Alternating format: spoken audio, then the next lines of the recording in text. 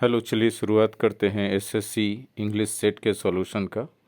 Series में set number 21 का solution आज हम लोग करेंगे। पहला क्वेश्चन का शुरुआत हो रहा है सेंटेंस रीअरेंजमेंट से। टेक्नोलॉजी फॉर, आर से शुरू होना चाहिए। Technology for forecasting and tracking droughts has grown in leaps and bounds.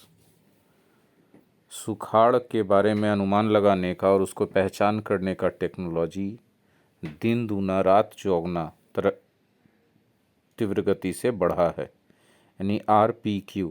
Option number 3 होना चाहिए आंसर।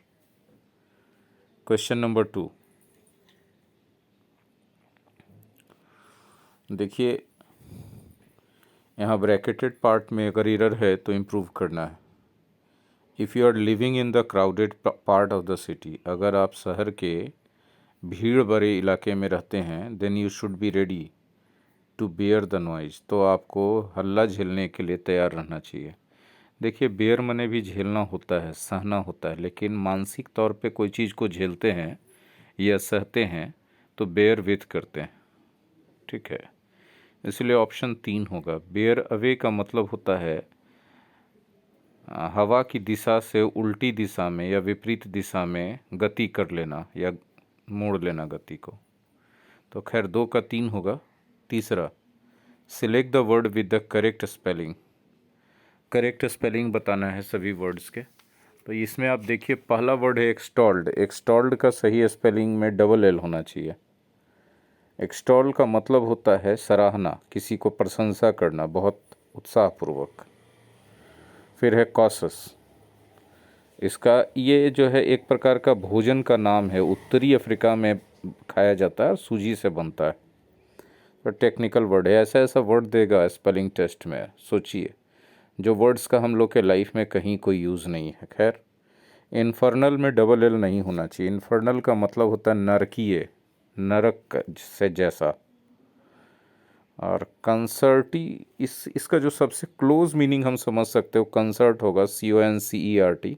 कॉन्सर्ट तो समझते हैं ना, कोई स्टेज प्रोग्राम म्यूज़िक का जो होता है उसको कॉन्सर्ट कहते हैं। खैर, चलिए क्वेश्चन नंबर 4 की तरफ चलते हैं।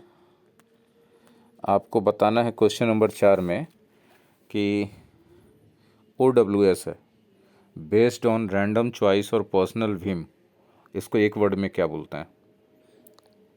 देखिए, अपनी मर्जी के आधार पे बिना कोई लॉजिक के, सनक के आधार से कुछ किया जाता है या डिसीजन लिया जाता है या कोई चॉइस किया जाता है तो उसको आर्बिट्री कहते हैं, ठीक है। तो आंसर 4 का होगा 2। ऑक्सिलरी का मतलब होता है सहायक। एलेगरी कहा जाता है कोई भी ऐसे पिक्चर को, कहानी को या कोई भी ऐसी चीज़ को जो कोई मोरल लेसन देता हो इनडायरेक्ट वे में। रूपक कहते हैं हिंदी में इसको, ठीक है। और चौथा वर्ड है एम्ब्यूलेटरी। एम्ब्यूलेटरी का मतलब होता है जो गतिमान हो सकता है, जो जिसमें गति होता है। 4 का आंसर तो 2 हो गया ना। 5, वाइल्ड गूस चेज, मतलब क्या होता है, निरर्थक प्रयास, कोई ऐसा चीज़ हासिल करने का कोशिश करना या उसका तलाश करना जो आपको नहीं मिल सकता है, ठीक है। तो hopeless search for something unattainable, 5 का 1 होना चाहिए। क्वेश्चन नंबर 6 में चलिए देखिए क्या कहता है। रीअरेंजमेंट है, ठीक है, रीअरेंजमेंट है तो कर लेते हैं ना, आसान है। द NSG सिंगुलर नाउन है सेंटेंस के शुरुआत में, तो सामान्यतः सब्जेक्ट का काम करेगा। तो उसके बाद वर्ब आना चाहिए, चूँकि सिंगुलर है तो इसके सिंगुलर वर्ब है जाना चाहिए, आर से शुरू होगा, और आर से शुरू होने वाला एक ही ऑप्शन है, ऑप्शन नंबर 4। तो ट्रिक से आपको आंसर तो मिल गया, लेकिन चूंकि हम एक्सप्लेन कर रहे हैं तो आपको सेंस भी समझा देते हैं। The NSG has already made it's rules. NSG ने खुद अपना नियम बना लिया है पहले ही, ठीक है। और नियम क्या बना है, कवरिंग एवरी एस्पेक्ट। इस नियम में हर पहलू को कवर किया गया। पहलू किसका, तो एस्पेक्ट ऑफ न्यूक्लियर ट्रेड, मतलब कि न्यूक्लियर ट्रेड के हर एक पहलू को इस नियम में कवर किया गया है। Spelt out in its guidelines and trigger lists, और उस हर एक पहलू को किया गया है कवर न्यूक्लियर ट्रेड के, जो इसके गाइडलाइंस और ट्रिगर लिस्ट में चर्चा किया गया है जिन जिन पहलुओं का, तो होगा RQP ऑप्शन नंबर 4 6 का। 7 में आपको एरर ढूंढना है। Today the cost of living is so high that many people find it difficult to make ends meet. इसमें तो एरर है नहीं, वाक्य का अर्थ है, यानी आंसर होगा 4, चौथा option D number, no error, कि आज कॉस्ट ऑफ लिविंग इतना अधिक हो गया है कि बहुत सारे लोगों को 2 वक्त की रोटी या 2 वक्त का भोजन जुटाना भी मुश्किल हो रहा है। अच्छा, एक फ्रेज़ है इसमें दिया गया है, यू बेट का मतलब क्या होता है? तो भाई साहब, यू बेट जब हम लोग बोलते हैं तो हम लोग कहते हैं कि मतलब निश्चित है, जो हम बोल रहे हैं वो पक्का है, तो सर्टेनली का सेंस देता है ये। ऑप्शन नंबर 2 इसके सबसे क्लोज होगा। ठीक है। 9 में आपको वॉइस चेंज करना है। The workers expected to finish the job. ठीक है, पहला नहीं होगा क्योंकि इसमें वाज एक्सपेक्टिंग कर दिया, गलत हो गया। दूसरा, it was expected that the workers would be finishing कहाँ से आ गया, टू फिनिश की जगह, ये भी गलत हो जाएगा। तीसरा, the job was expected to been, to के बाद बीन कैसे होगा, ये भी गलत हो गया।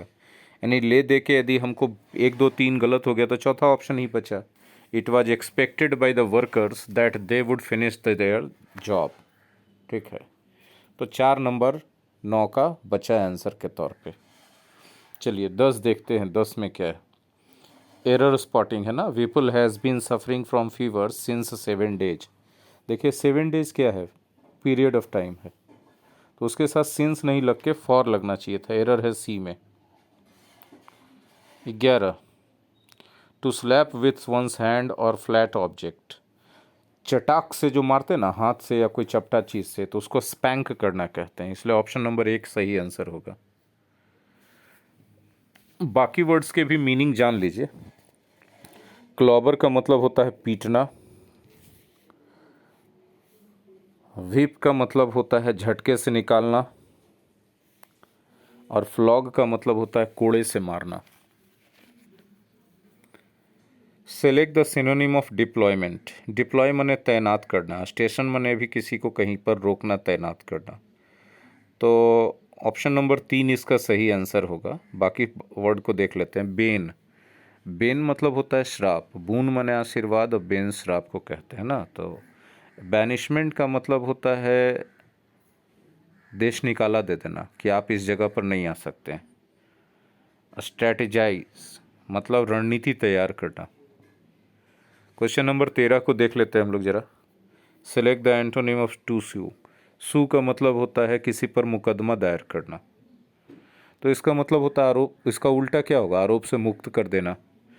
तो एब्जॉल्व का मतलब होता है आरोप से मुक्त कर देना, पहला ऑप्शन इसका आंसर हो जाएगा। बाकी वर्ड्स को भी देख लेते हैं जरा। लिटिगेट का भी मतलब होता है मुकदमा दायर करना, ये तो साइनो हो गया, एंटो हुआ नहीं, पहला ऑप्शन एंटो हो जाएगा आंसर। इंडिक्ट मतलब आरोप लगाना, ये भी साइनो है। और सॉलिसिट का मतलब होता है याचना करना या रिक्वेस्ट करना, अर्ज करना वगैरह कहते हैं। ठीक है, अब आइए हम लोग चले जरा क्वेश्चन नंबर 14 पर। Select the antonym of facade. Facade का क्या मतलब होता है?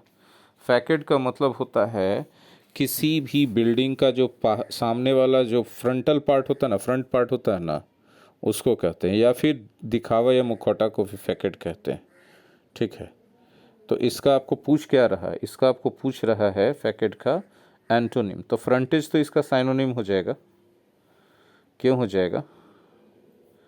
क्योंकि फ्रंटेज का भी मतलब तो होता है सामने वाला हिस्सा ना जी। फिर सेम्बलेंस माने समानता, सदृश्यता। ठीक है, फिर विनियर, विनियर का मतलब होता है परत, और रियलिटी माने वास्तविकता। तो एंटोनिम तो कोई है नहीं भाई। हाँ, तो एंटोनिम तो कोई है नहीं। थोड़ा सा क्वेश्चन अंडर कंसिडरेशन, इसको छोड़ा जाए इनवैलिड करके।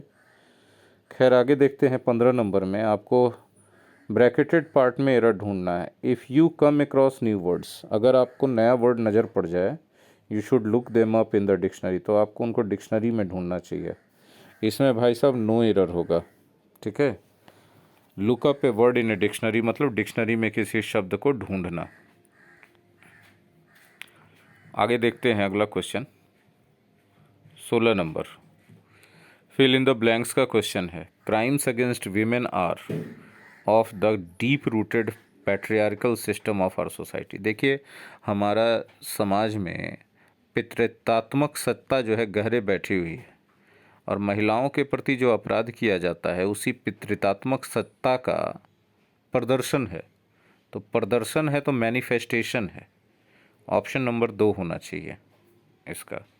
इंडिकेशन माने संकेत, डिमॉन्स्ट्रेशन माने कोई चीज़ सामने से दिखाना हाथ में कि देखो ये पार्ट है। कोई चीज़ को डिमॉन्स्ट्रेट करते हैं तो उसके पार्ट्स को, उसकी चीज़ों को, उसके फीचर्स को बताते हैं। एक्सप्लेनेशन तो व्याख्या जानते ही आप। 17 नंबर देखिए, 3 Indian ad agencies have dot dot dot awards at the international competition. देखिए, बैग अवार्ड्स का मतलब होता है पुरस्कार जीत लेना, इसलिए इसमें ऑप्शन नंबर 3 होगा। ठीक है, ये बड़ा अच्छा कोलोकेशन है, जबकि ऑप्टेंड नहीं देना चाहिए था ऑप्शन के तौर पे जब आपने बैग आंसर करना था तो। लेकिन क्या कीजिएगा, इस तरह का चीज़ रहता है। लेकिन जो उसमें परफेक्ट सबसे सूटेबल हो ना उसी को चुनिए। Select the word with the correct spelling. Correct spelling चुनना है आपको वर्ड का। भाई साहब, यहाँ पे करेक्ट स्पेलिंग में तो स्कीमाटा ही सिर्फ लग रहा है, डिजीज्ड नहीं लग रहा है। डिजीज होता है तो डिसीज्ड होता है, DECEASED, डिसीज्ड मतलब जिसको मार दिया गया, किल्ड। स्पीडियर होगा तो SPEEDIER होगा। और यूनियनिस्ट में NI के बाद E नहीं होगा, EST नहीं होगा। ठीक है, यूनियन में IST खाली लगेगा। तो ऑप्शन नंबर 3 करेक्ट स्पेलिंग हो गया इसका आंसर। 19, नरेशन चेंज करना है, बहुत आसान तो है। Sarah answered that the photographs were under the drawer. Option number 4 इसका सही हो गया। आंसर्ड है पास्ट में, इसलिए आर को वर में बदलेंगे और कोई चेंज होगा नहीं, खाली दैट लग जाएगा कॉमा इन्वर्टेड कॉमा के बदले। तो ऑप्शन नंबर 4 में हो गया सही आंसर। 20 को देखिए, select the synonym of banquet. Banquet का मतलब होता है भोज, प्रीति भोज। तो फीस्ट हो जाएगा, फीस्ट मने भी भोज होता है। ऑप्शन नंबर 2 इसका सही आंसर होगा। फास्ट का मतलब होता है बहुत तेज। ठीक है, वोरेसस से बना, वोरेसस माने भूखड़, वोरेसिटी उसी से बना। ग्लूटेनी भी भूखड़पना, आप कह सकते हैं वोरेसिटी या ग्लूटेनी एक दूसरे का सिनोनिम्स है। आइए 21 से चलते हैं करने के लिए। ये जो है क्लोज टेस्ट है। टू बिगिन विथ, ये फ्रेज ही होता है, शुरुआत करें। लेट अस आस्क, या तो वेदर या तो if. Let us ask if या whether such an appellation assuming it has only positive connotation. Positive connotation का मतलब पॉजिटिव सेंस। ठीक है, तो 23 का 4 हमने क्या देखा था, 21 का विथ देखा था, 21 का 3। ठीक है, 22 का 1 या 2 आगे चल के क्लियर करेंगे। 23 का 4। ठीक है, और 24 का was positive was ever deserved in a city like Bengaluru at the risk of, at the risk of, ये तो बहुत आसान कोलोकेशन है। At the risk of something या at the risk of doing something. तो 24 का 2। ठीक है, earning the well shaped wrath of fellow Bengalurians, let me explain that. मतलब कि मैं ये बात जो बोलने जा रहा हूँ इससे जो है, जो वेल शेप्ड रैथ होता है बेंगलुरियंस का वो हमको मिलेगा। मतलब बेंगलुरियंस लोग नाराज़ हो जाएंगे मेरे इस बात से, फिर भी रिस्क उठाते हुए हमें बोलेंगे कि memories of and nostalgia for. देखिए, मेमोरीज भी हो सकता था, नोस्टैल्जिया भी हो सकता था, दोनों का अर्थ आता सेम, लेकिन फॉर प्रीपोजिशन लगा है इसलिए नोस्टैल्जिया लगाइए। नोस्टैल्जिया फॉर समथिंग मतलब कोई चीज़ पुराना जिसका याद आता हो और आप उदास हो जाते हो। Nostalgia for a peaceful past apart it would be difficult to assert. अगर आप बेंगलुरु शहर के इतिहास को छोड़ दें, जो कि बहुत शांति वाला इतिहास था, उसको एक तरफ कर दें, तो भी it would be difficult to assert, यह स्वीकार करना मुश्किल होगा कि एशिया के Silicon Valley had even a history of toleration of difference. कि एशिया के सिलिकॉन वैली कहे जाने वाले इस शहर का टॉलरेशन ऑफ डिफरेंस का कोई इतिहास भी था। तो 25 का 1 हो जाएगा। बाकी कहीं कोई यदि डाउट्स और दिक्कत हो तो आप हमसे कॉल पे डाउट क्लियरेंस ले सकते हैं 24/7। Thank you very much.